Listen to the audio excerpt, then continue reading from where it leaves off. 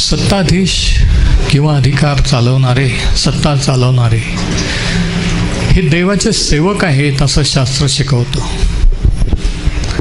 आणि रोमकरासपत्राच्या 13व्या अध्यायाच्या पहिल्या 7 वचनामधून आपण हे आज पाहणार आहोत. सध्या आपण रोमकरासपत्राची सिरीज ऐकत आहोत आणि आजचा विषय आहे सत्ताधारी देवाचे सेवक आहेत. Rulers are gods agent. आणि शास्त्रभाग आहे रोमकरास 13:1-7.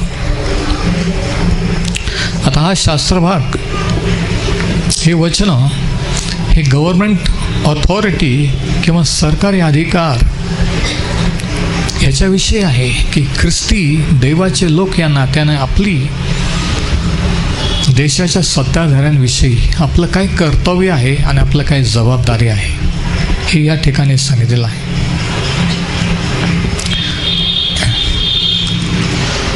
आणि याचाच पॅरल पॅसेज किंवा समान हाच विषय सांगणारा आणखी एक शास्त्रभाग आहे. पेत्राचे पहिले पत्र याचा 2रा अध्याय, पहिले पेत्र 2:13-17 ते पण आपण वाचू आणि मग रोमकरास पत्राकडे येऊ. 1 Peter 2:13-17.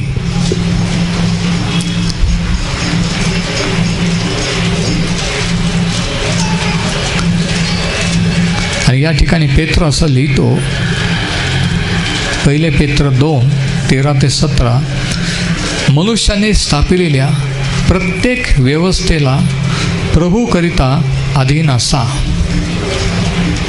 राजा श्रेष्ठ म्हणून त्याच्या आणि अधिकारी वाईट करणाऱ्यांना शिक्षा देण्यासाठी व चांगले करणाऱ्याची स्तुती करण्यासाठी त्याने पाठवलेले म्हणून त्यांच्या अधीन असा. देवाची इच्छा अशी आहे की तुम्ही चांगले करण्याने निर्बुद्ध मनुष्यांच्या अज्ञानाला कुंठित करावे. आपली स्वतंत्रता ही दुष्टपणाचे झाकण न करिता तुम्ही स्वतंत्र तरी देवाचे दास असे असा. सर्वांना मान द्या, बंधुवर्गावर प्रीती करा, देवाचे भय धरा, राजाला किंवा सरकारला मान द्या. आणि रोमकरासपत्र 13:1-7, प्रत्येक जणाने वरिष्ठ अधिकाऱ्यास मान्य असावे, कारण देवापासून नाही असा अधिकारच नाही. जे अधिकारी आहेत ते देवाने नेमलेले आहेत. यास्तव जो अधिकाराला आड येतो तो देवाच्या व्यवस्थेला आड येतो आणि आड येणाऱ्यांना दंड प्राप्त होईल. चांगल्या कामास अधिकाऱ्यांची भीती आहे असे नाही, तर वाईट कामास आहे. तर अधिकाऱ्याची भीती नसती अशी तुझी इच्छा आहे काय? योग्य ते कर, म्हणजे त्याच्या योग्य तुझी वाहवा होईल, कारण तुझ्या हितासाठी तो देवाचा सेवक आहे. तरी जे वाईट ते तू केल्यास त्याची भीती बाळग, कारण तो तलवार व्यर्थ धारण करणारा नव्हे, तर क्रोध दाखविण्याकरिता वाईट करण्याचा सूट घेणारा असा तो. आणि आता ऐका, देवाचा सेवक आहे. यास्तव क्रोधामुळे केवळ नाही, तर मनाच्या विवेकामुळे आज्ञेत राहणे अगत्य आहे. या कारणास्तव तुम्ही करही देता किंवा टॅक्स, कारण ते देवाची सेवा करणारे आहेत व ते याच सेवेत तत्पर असतात. ज्यांचे देणे त्या सर्वांना भरून द्या. ज्यांना कर त्याला कर, ज्याला जकात त्याला जकात, ज्याला भय त्याला भय, ज्याला सन्मान त्याला सन्मान द्या. आता पाऊल आणि पेत्र ह्या दोघांनीही गव्हर्नमेंट किंवा सरकारविषयी ख्रिस्ती व्यक्तीचं काय कर्तव्य आहे हे सांगितलेलं आहे. आणि दोघंही रोमन सरकारच्या अधीन होते. ज्यावेळेस हे लिहिलं त्यावेळेस रोमची सत्ता इस्रायलावर होती, बऱ्याचशा जगावर होती. रोम हे सुपर पॉवर होतं. आणि तरीही प्रेषित पाऊल आणि पेत्र हे दोघंही त्यांच्या अधीन राहा आणि का राहा हे सांगत आहेत. त्याचप्रमाणे आपल्याला माहीत आहे की ह्या दोघांनाही, पाऊलाला आणि पेत्राला, ह्याच रोमन गव्हर्नमेंटने ख्रिस्ताच्या साक्षीसाठी मारून टाकलं. त्यांना विरोध केला सुवार्तेच्या कार्याला, पण तरीही पाऊल आणि पेत्र हे लिहित आहे. किती विशेष आहे नाही का?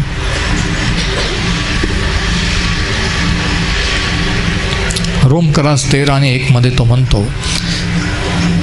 प्रत्येक जणाने वरिष्ठ अधिकारास मान्य असावे, कारण, आणि त्याचं कारण तो म्हणतो, देवापासून नाही असा अधिकारच नाही.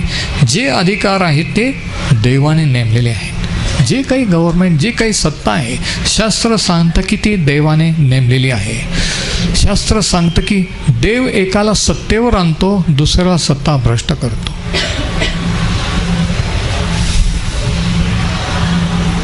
म्हणून तो म्हणतो की कोणतीही सत्ता असो, देवाला मानणारे असो अगर नसो, आपल्याला विरोधी करणारे असो की आपल्या बाजूने असो, त्यांना मान देणं, त्यांच्या अधीन राहणं हे आपलं देवापुढे कर्तव्य आहे. कारण त्यांना देवाने नेमलेलं आहे. त्यांना विरोध करणं म्हणजे देवाला विरोध करणं. आता आपल्याला माहिती आहे की स्वर्गात जाण्यापूर्वी प्रभू येशूने सांगितलं मत्तई 28:18 मध्ये की आता आकाश आणि पृथ्वीवरील सर्व सत्ता व अधिकार मला देण्यात आलेले आहेत. सर्व पृथ्वीवरील सर्व सत्ता अधिकार देवाच्या, प्रभू येशूच्या हाती आहे. आणि म्हणून तो सत्ता आणि अधिकार नेमतो. म्हणून सत्ता, अधिकार किंवा सरकारला, गव्हर्नमेंटला विरोध करणं म्हणजे देवाला विरोध करणं आहे.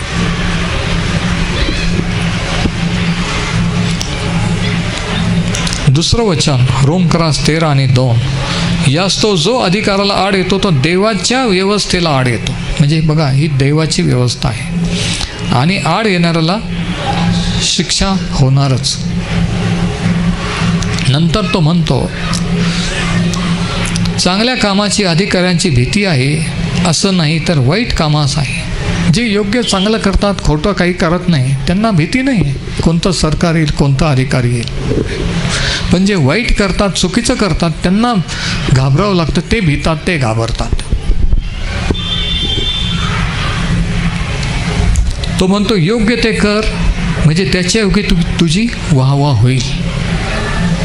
चांगलं केलं तर भ्यायची गरज नाही, घाबरण्याची गरज नाही, ते उलट तुझी प्रशंसा करतील. आणि मग 4थ्या वचनात एक महत्त्वाचं वचन आहे. 4थ्या वचनात तो म्हणतो, कारण तुझ्या हितासाठी तो, म्हणजे तो राजा किंवा ते सरकार देवाचा सेवक आहे. गव्हर्नमेंट किंवा सरकार काय आहे? देवाचा सेवक. अंडरलाईन करा, म्हणजे कायमचा तुमच्या लक्षात राहील की कोणतंही सरकार असो, ते देवाचं सेवक आणि देवाने नेमलेली सत्ता आहे. आणि त्यांना विरोध करणं म्हणजे देवाच्या व्यवस्थेला विरोध करणं. त्यांना आड येणं म्हणजे देवाच्या व्यवस्थेला आड येणं आहे.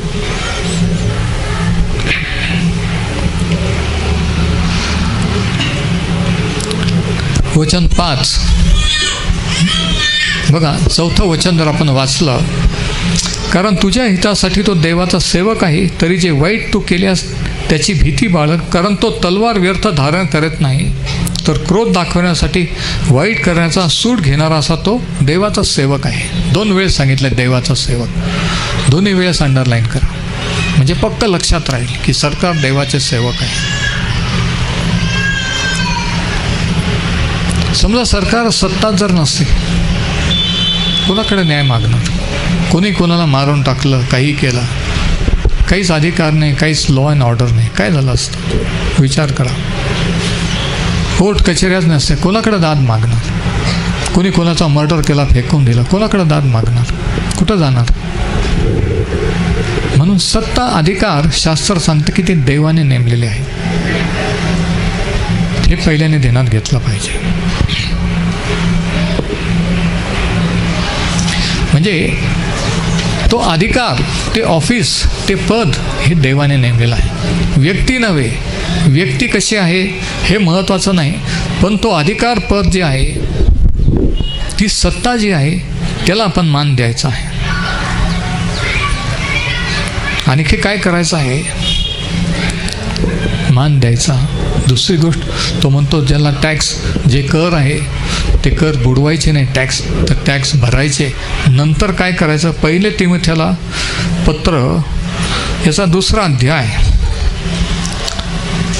1 Timothy chapter 2. पौलाचे तिमोथेला पहिले पत्र याचा 2रा अध्याय, याच्यामध्ये आणखी आपलं काय कर्तव्य आहे ते सांगितलेलं आहे.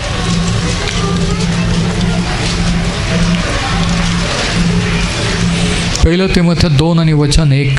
तर सर्वात प्रथम हा बोध मी करतो की सर्व मनुष्यांसाठी, सर्वात प्रथम म्हणजे सगळ्यात अगोदर काय?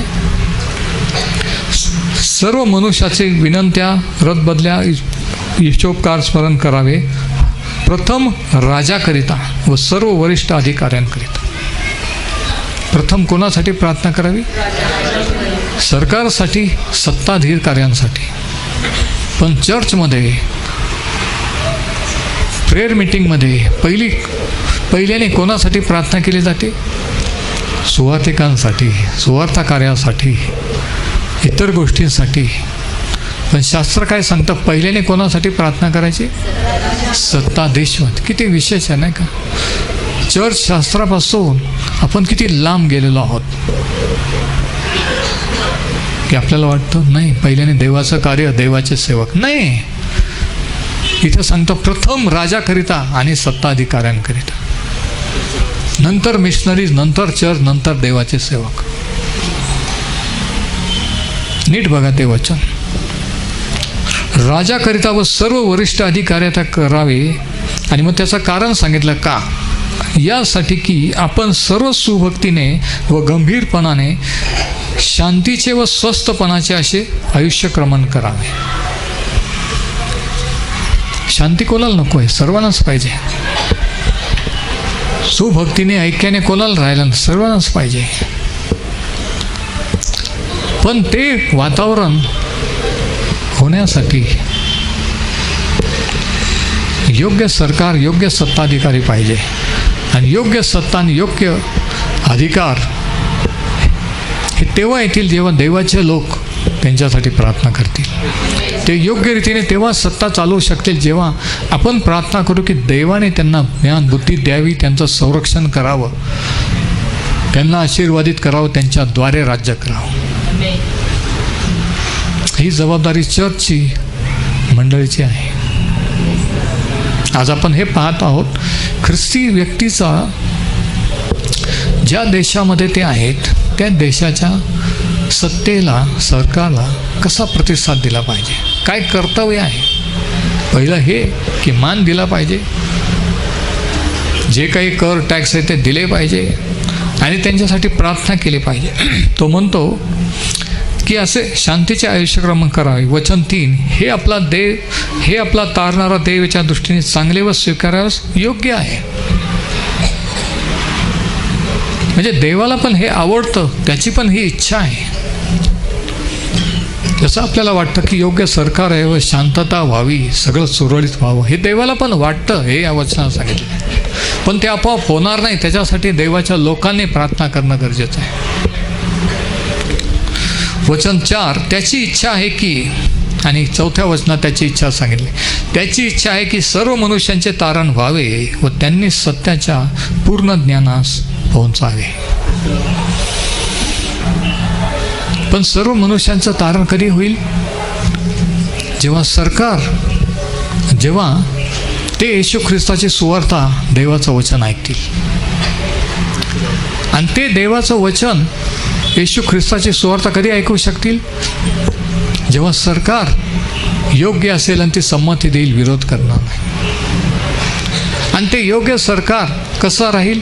जेव्हा चर्च त्या सरकारसाठी, अधिकाऱ्यांसाठी प्रार्थना करेल. असा हा संबंध आहे. कारण सर्व मनुष्यांचे तारण व्हावे व त्यांनी सत्याच्या पूर्ण ज्ञानास पोहोचावे ही देवाची इच्छा आहे.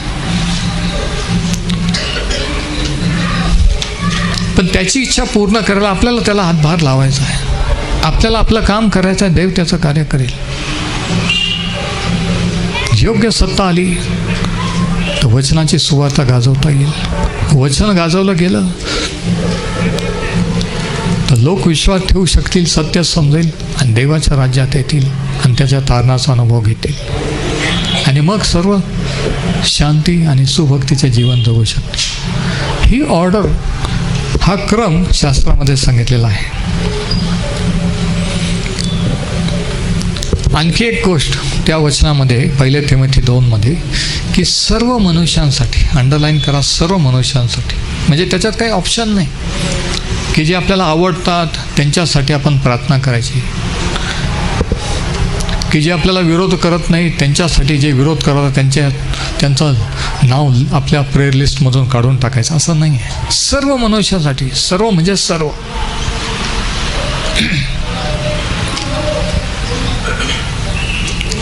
कारण ते देवाचे सेवक आहेत.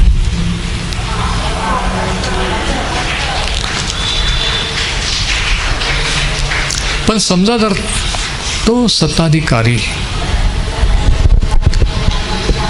जर दुष्ट असेल, क्रूर असेल, देवाला विरोध करणार असेल तर काय करायचं? आपण वाचू तर काय करायचं? प्रभू येशूने काय केलं, कसं हँडल केलं अशा सत्ताधिकाऱ्याला आपण पाहू. योहान शुभवर्तमान याचा 18वा अध्याय, जॉन चॅप्टर 18.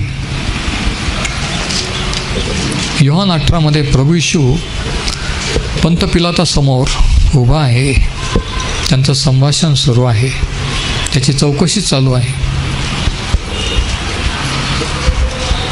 वचन 35. पिलाताने उत्तर दिले, मी यहुदी आहे काय? तुझ्याच लोकांनी व मुख्य याजकांनी तुला माझ्या स्वाधीन केले, तू काय केलेस?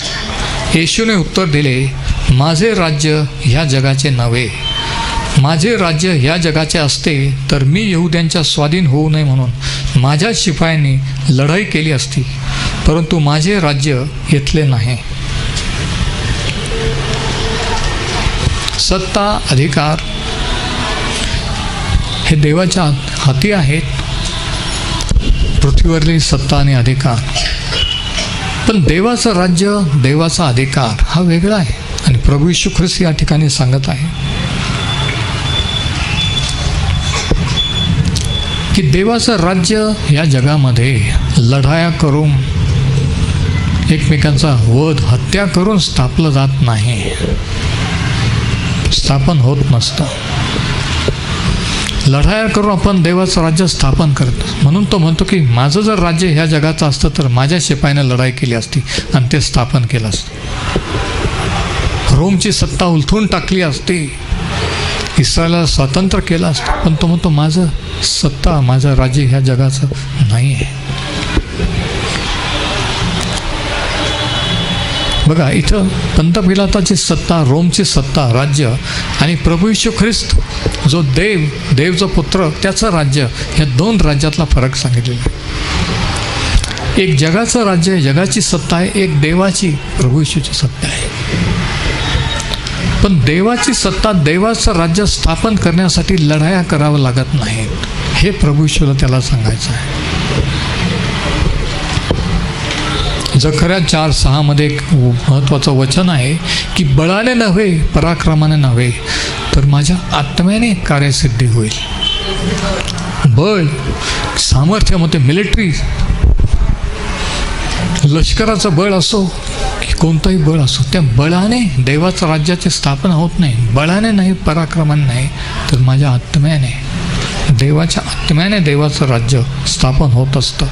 योहान 19 पुढे तो काय म्हणतो बघा. योहान 19 वचन 10 आणि 11 प्रभू येशूने काय म्हटलंय.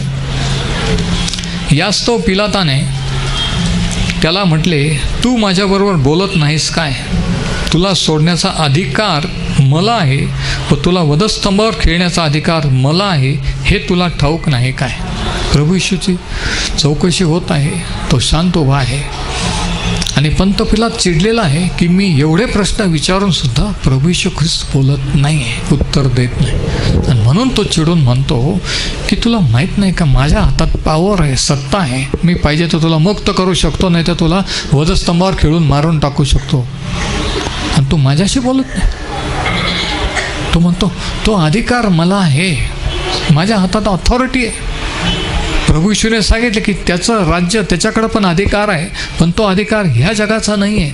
त्याच्याकडं पण ऑथॉरिटी आहे, पण ती ह्या जगाची नाही आहे. आणि पंत पिलात त्याला त्याची ऑथॉरिटी, त्याचा अधिकार सांगतो की मला तू आता माझ्या हातात आहेस. मी पाहिजे तुला सोडवू शकतो, पाहिजे तर तुला वधस्तंभावर मारून टाकू शकतो. हे तुला माहीत नाही का? आणि मग प्रभू येशूने काय उत्तर दिलं बघा, वचन 11. येशूने उत्तर दिले, तुला वरून अधिकार देण्यात आला नसता तर माझ्यावर तो मुळीच चालला नसता. Praise the Lord. कोणाला तरी कळलं?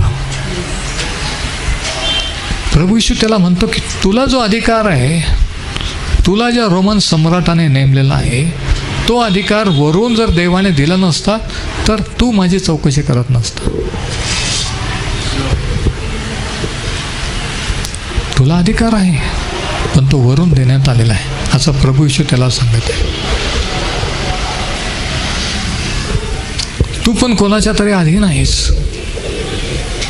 त्याने तुला अधिकार दिला म्हणून तो सत्तेवर आहेस. तो म्हणतो तुला जर वरून अधिकार देण्यात आला नसता तर माझ्यावर तो मुळीच चालला नसता. यास्तव ज्याने मला तुझ्या स्वाधीन केले त्याचे पाप अधिक आहे.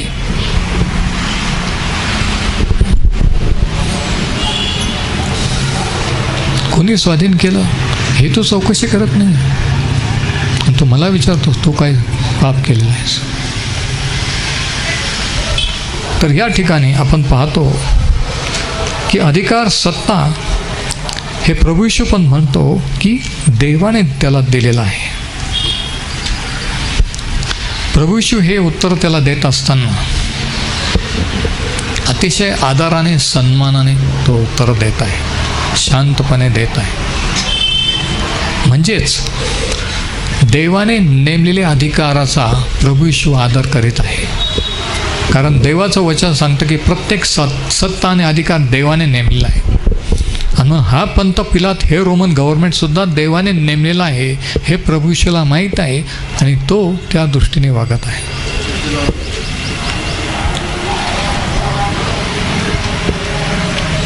आता जरी पंत पिलात रोमन गव्हर्नमेंट त्याच्या विरुद्ध होतं तरी प्रभू येशूने विरोध केला नाही. तो त्याच्या अधीन राहिला. रोमकरास 13 आणि वचन 5व्या वचनात आपण वाचतो, यास्तव क्रोधामुळे नव्हे तर मनाच्या विवेकामुळे आज्ञेत राहणे नाही. राग, द्वेष, विरोध म्हणून नाही, तर मनाच्या विवेकामुळे. आपलं मन आपल्याला दोषी ठरवू नये म्हणून की आपण देवाच्या विरुद्ध, सत्तेला, देवाच्या अधिकाराला विरुद्ध, मनाच्या विवेकामुळे आपण अधीन राहावे.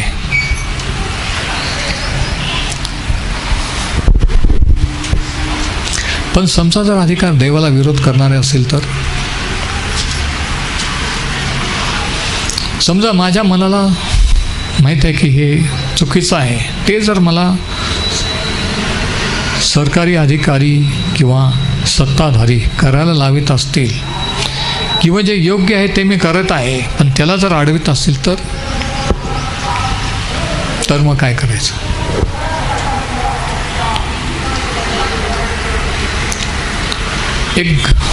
एक घटना आहे प्रेषितांची कृत्याच्या 5व्या अध्यायामध्ये.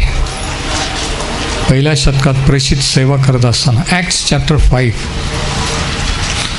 ते कार्य करीत होते, प्रभू येशूची सुवार्ता गाजवित होते आणि त्याच्यामुळं त्यांना विरोध सुरू झाला आणि त्यांना अटक करण्यात आली. आणि 5वा अध्याय 27वे वचन,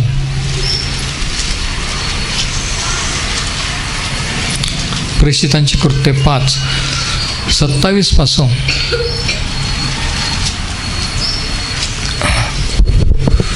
ॲक्ट्स चॅप्टर 5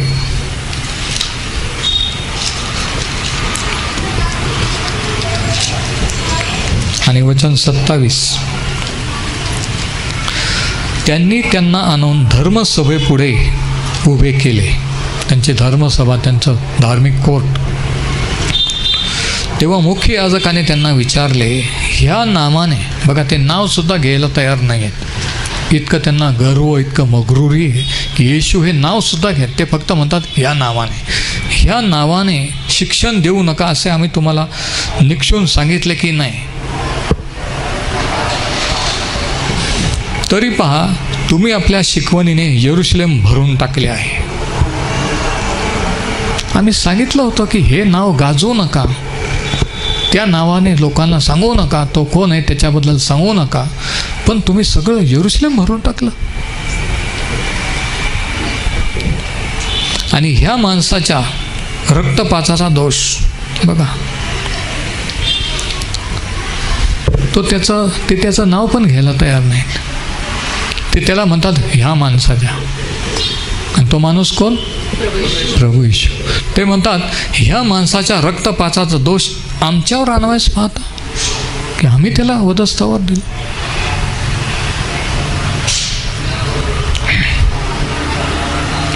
तेव्हा पेत्राने व इतर प्रेषितांनी उत्तर दिले. आता बघा या ठिकाणी काय चाललेलं आहे. प्रभू येशूने आज्ञा केलेली आहे मत्तई 16 आणि मत्तई 28 की संपूर्ण जगाला जाऊन सुवार्थेची घोषणा करा. ते प्रभू येशूचं आज्ञापालन करीत आहेत हे शिष्य. त्यांनी जे सांगितलं ते करीत आहेत. पण इथं ही सत्ता, हे अधिकारी त्यांना अडवत आहेत. वचन सांगतं की प्रत्येक सत्ता दैवाने त्यांच्या अधीन राहा. हे योग्य करीत आहेत तरी त्यांना अडवत आहेत. मग आता अधीन राहायचं की काय करायचं? जे योग्य आहे ते आपण करतो, देवाचं आज्ञापालन करतो, तरी जर सत्ता आड येते त्यावेळेस काय करायचं? त्यांनी काय केलं? तेव्हा पेत्राने व इतर प्रेषितांनी उत्तर दिले, आम्ही मनुष्यापेक्षा देवाला मानले पाहिजे. अशा वेळेस ज्यावेळेस आपल्याला चुकीच्या कारणासाठी चुकीचं करायला लावतो त्यावेळेस प्रथम स्थान कोणाला द्यायचं? देवाने काय सांगितलं त्याला? देवाच्या वचनाला द्यायचं. बेधडकपणे पेत्र आणि ते लोक सांगतात की आम्ही देवाला मानले पाहिजे,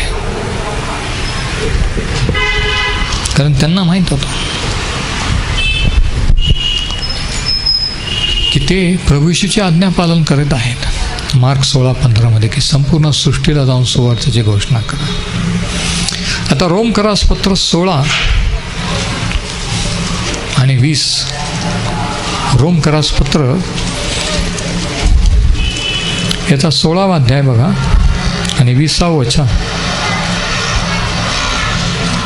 रोमन 16:20 इथे काय लिहिलंय बघा.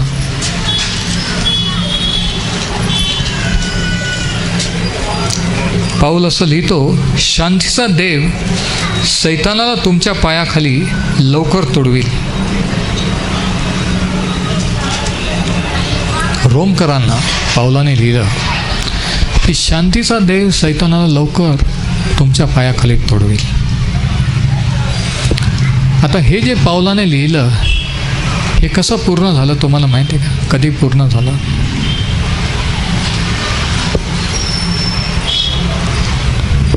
आपल्याला माहिती आहे की प्रभू येशू ख्रिस्त जगात असताना इस्रायलावर रोमची सत्ता होती. शिष्य कार्य करताना रोमची सत्ता होती. 12 शिष्य, मुठभर 120 लोक, मुठभर लोकांना त्यांच्या भरोशावर ठेवून तो स्वर्गात निघून गेला आज्ञा देऊन. आणि त्या मुठभर लोकांच्या द्वारे देवाचं कार्य सुरू झालं. सुवार्ता कार्य यरूशलेम इथून सुरू झालं.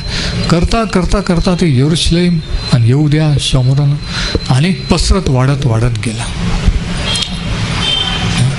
आणि कोणालाही वाटलं नव्हतं की हा माणूस, त्यांच्या भाषेत प्रभू येशूला, की हा माणूस जो वधस्तंभावर गेला आणि याचे अडाणी रफटफ लोक की ज्यांना धड बोलता येत नाही, कधी काय बोलावं हे समजत नाही, यांच्या भरोशावर तो जगाची सुवार्ता कार्य सोडून गेला.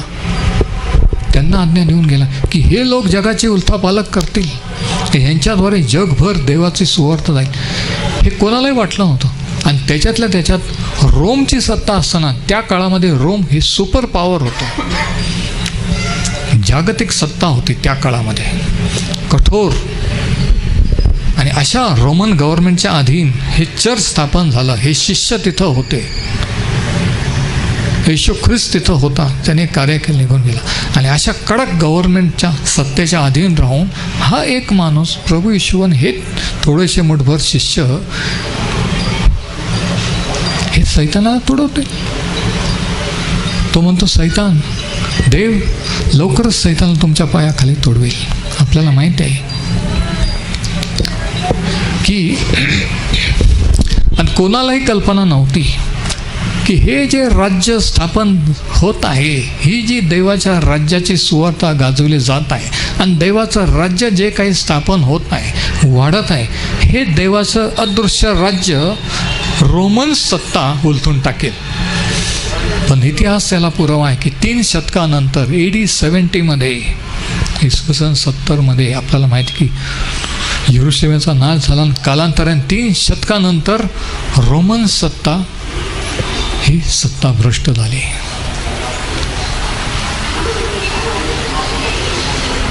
पावलाने सांगितलेली भविष्यवाणी पूर्ण झाली.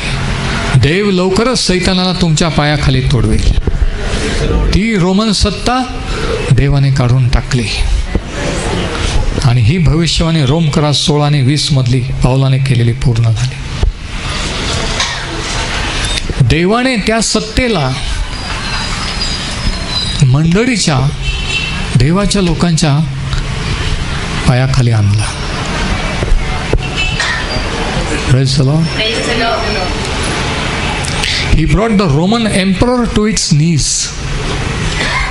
रोमन सम्राटाला त्याच्या गुडघ्यावर आणलं.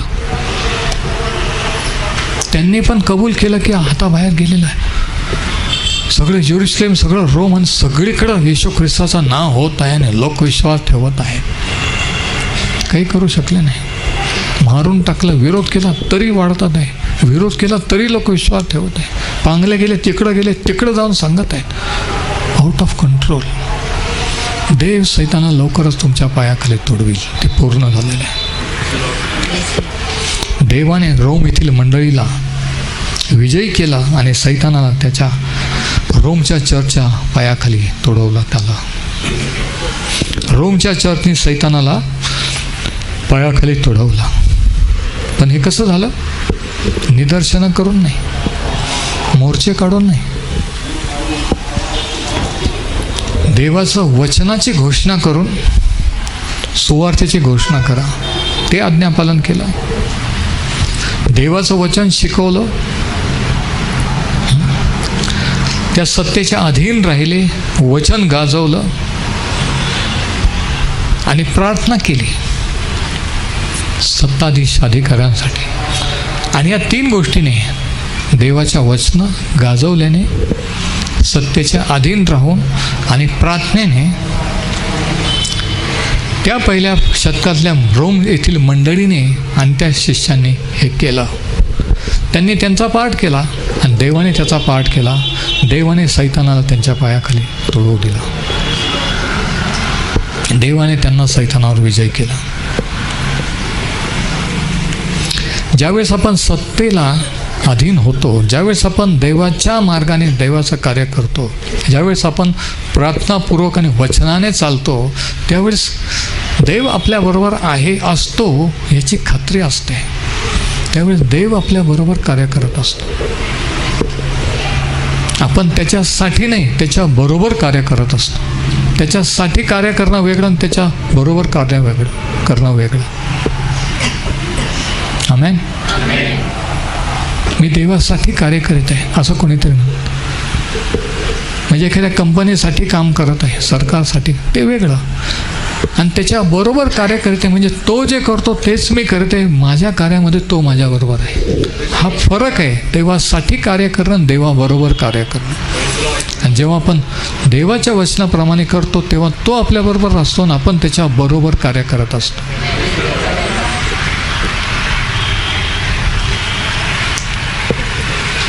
आणि मग देव कार्य करतो आणि हे असं घडून येतं. प्रकटीकरण 12 आणि 11 देवाच्या लोकांनी सैतानावर कसा विजय मिळवला याविषयीचं एक सत्य, एक अद्भुत सत्य सांगितलेलं आहे. प्रकटीकरण 12:11, रेव्हलेशन 12:11. त्याला म्हणजे सैतानाला आणि त्यांनी म्हणजे देवाच्या लोकांनी, मंडळीने कोकऱ्याच्या रक्तामुळे, आणि तो कोकरा प्रभू येशू ख्रिस्त, कोकऱ्याच्या रक्तामुळे व आपल्या साक्षीच्या वचनामुळे जिंकले. आपण जिंकू शकतो का?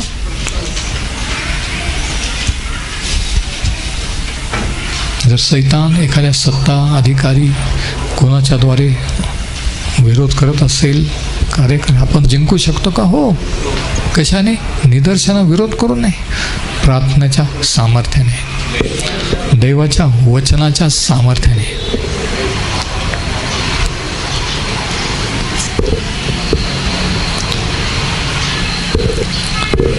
शास्त्र सांगतं की वाईटाने जिंकला तर बऱ्याने वाईटाला जिंकला. बऱ्यामध्ये आपण पाहिलं मागच्या संदेशात की जास्त पावर आहे वाईटपेक्षा. वाईटाला वाईटाच्या लेवलवर तोंड देऊ नका, चांगल्याच्या बऱ्याच्या लेवलवर तोंड द्या. म्हणजे चांगल्याचा जो पॉवर आहे, सामर्थ्य चांगल्याचं जे आहे, हे वाईटाच्या सामर्थ्यापेक्षा जास्त आहे आणि तो तुम्हाला विजयी करेल. रोमकरास पत्र याचा 13वा अध्याय,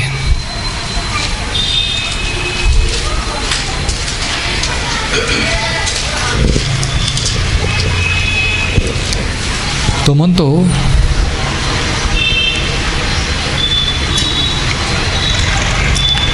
वचन 6 आणि 7, ह्या कारणास्तव तुम्ही कर किंवा टॅक्सही देता, कारण ते देवाचे सेवा करणारे आहेत व ते ह्याच सेवेत तत्पर असतात.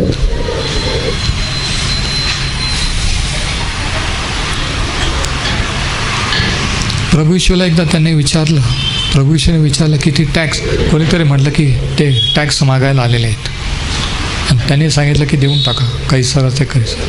आणि त्याने विचारलं की टॅक्स कोणाकडून घेतात? जे पुत्र आहेत, जे नागरिक आहेत त्यांच्याकडून की जे बाहेरचे लोक आहेत त्यांच्याकडून? जर जे पुत्र आहेत, देशाचे नागरिक आहेत त्यांच्याकडून जर बाहेरच्याकडून जर घेतात, तर जर जे देशाचे नागरिक आहेत, रोमचे नागरिक आहेत, तो म्हणतो ते फ्री आहे. पण ते म्हटले की नाही, यहुद्यांकडून पण टॅक्स घेतात. म्हणजे काय? म्हणजे रोमची सत्ता, रोमचं सरकार अन्याय करत होतं. तरीही प्रभू येशू ख्रिस्त म्हणतो की कैसराचं कैसराला द्या आणि देवाचं ते देवाला द्या. म्हणजे काय? प्रभू येशू ख्रिस्ताला माहीत आहे की जरी ती सत्ता चुकीचं करत आहे तरीही देवाने नेमलेली सत्ता आहे, म्हणून तो तिच्या अधीन होता.